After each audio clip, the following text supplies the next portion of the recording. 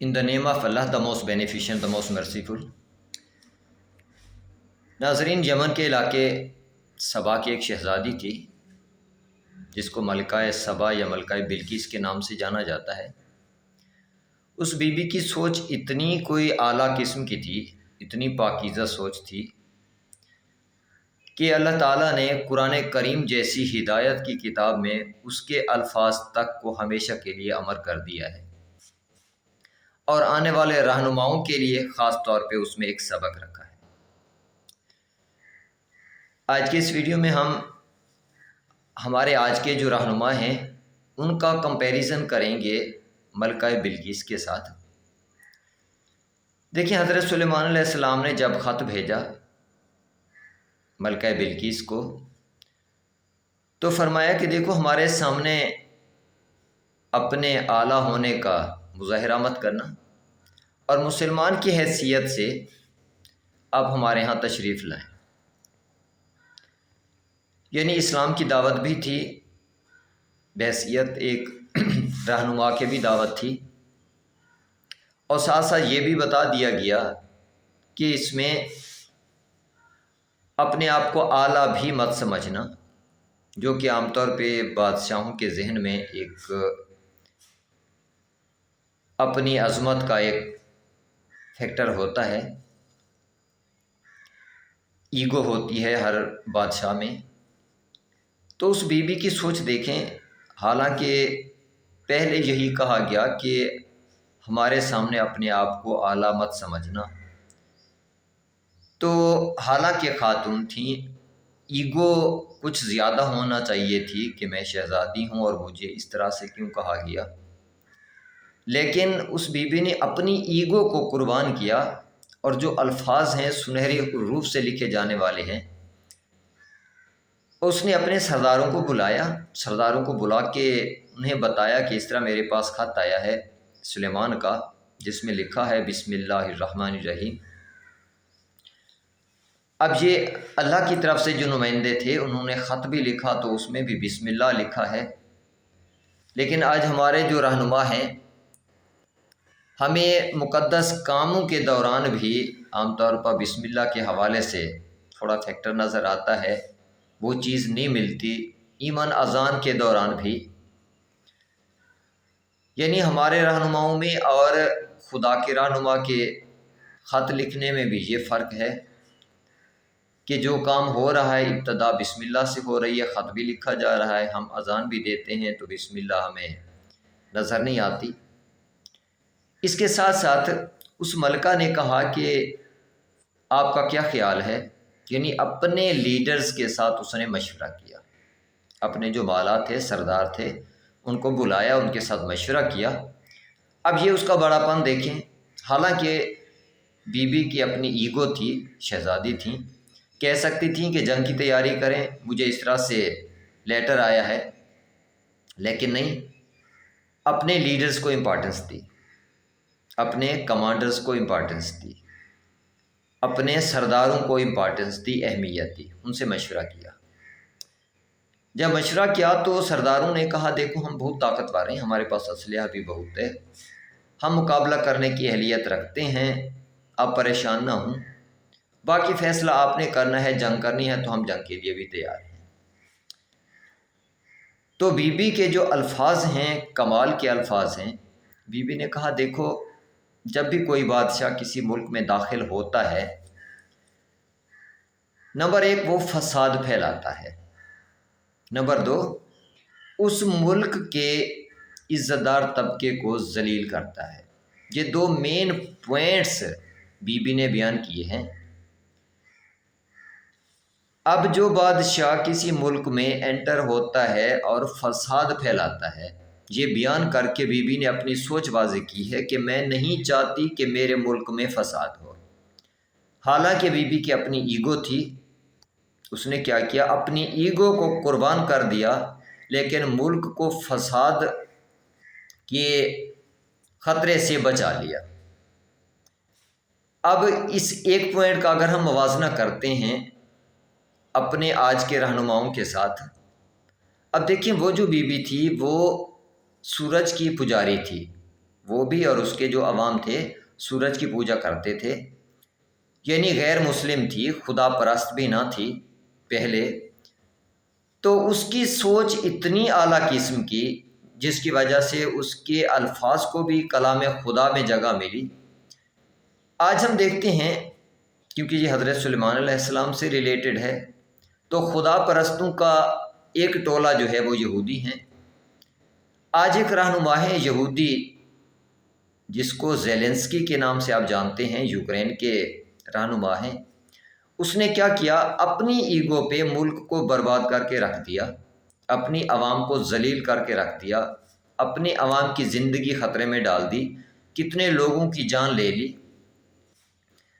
میں حالانکہ کمپیریزن کر رہا ہوں ایک غیر مسلم خاتون شہزادی کے ساتھ، میں کسی مسلم رہنما کے ساتھ موازنہ بھی نہیں کر رہا۔ اگر میں مسلم رہنما کے ساتھ موازنہ کروں تو پھر ہمیں کربلا میں جانا پڑے گا۔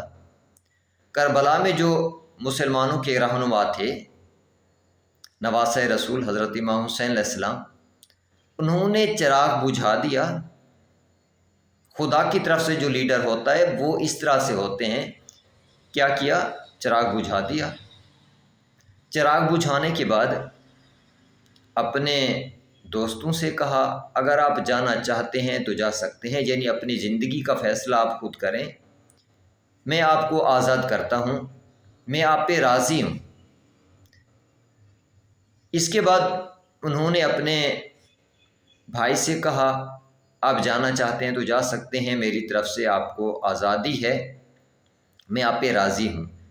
اس کے بعد بھتیجوں سے کہا، پھر بیٹوں سے کہا کہ آپ چلے جائیں، جانا چاہتے ہیں تو اپنی زندگی آپ گزاریں، میں نے اللہ کے دین میں یہاں پہ قربانی دینی ہے، میرا وعدہ ہے۔ تو دیکھیں رہنما وہ ہوتا ہے، ایون چراغ بجھا دیا، یعنی مجھے نظر بھی نہ آئے اور یہ مجھے بھی نہ دیکھیں، شرم نہ آئے ان کو، فیصلہ کرنے میں جو ان کا دل کرتا ہے وہی کچھ کریں اور بے جھجک۔ تو اللہ کی طرف سے جو رہنما ہوتا ہے وہ اس طرح ہوتا ہے، نمبر ایک اپنے جو عوام ہوتے ہیں ان کو اصل معاملات سے آگاہ رکھتا ہے۔ اس کے علاوہ زیلنسکی کی طرح نہیں کرتا، کیونکہ جب جنگ شروع ہوئی تو زیلنسکی نے اعلان کیا کہ جتنے بھی جوان ہیں اس ملک کو چھوڑ کے نہیں جا سکتے۔ فرق یہ ہے اللہ والوں میں، مسلمانوں میں اور دھڑے والوں میں، اور ہمارے آج کے جو رہنما ہیں ان میں۔ اچھا، زیلنسکی تو اپنی ایک ایگو پہ ڈٹ گیا، اس نے کہا نہیں، ملک برباد ہوتا ہے تو ہو جائے، میری عوام ذلیل ہوتے ہیں، مرتے ہیں تو مر جائیں، میں نے اپنی ایگو کو نہیں چھوڑنا۔ اس نے اپنی ایگو پہ قربان کر دیا ملک۔ اس کے علاوہ اگر ہم اپنے یہاں پہ انڈو پاک کے لیڈرز کو دیکھتے ہیں، ان کے حالات دیکھیں، اپنی ایگو تو کیا، صرف اقتدار کی خاطر اپنی عوام کو آمنے سامنے لا کھڑا کیا ان لوگوں نے، اپنی عوام کو قتل کرا کے یہ لوگ کرسی حاصل کرنے کی کوشش کر رہے ہیں۔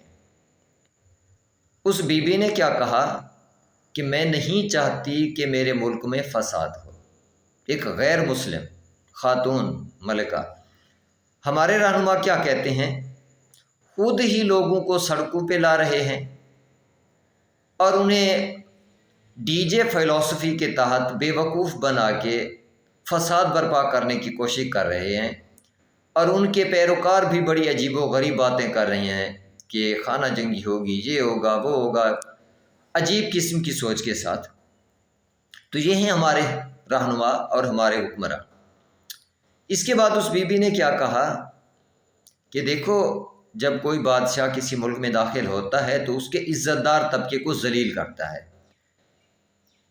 یعنی میں نہیں چاہتی کہ میرا عزت دار طبقہ جو ہے، میری عوام کی عزت خراب ہو۔ اس پہ اس ملکہ نے اپنی ایگو قربان کر دی، لیکن اپنی عوام کی عزت تک کو بچا لیا، یعنی اپنی عوام کی عزت پہ بھی اس ملکہ نے اپنی ایگو کو قربان کر دیا۔ ہمارے حکمران کیا کر رہے ہیں، یا زیلنسکی کیا کر رہا ہے؟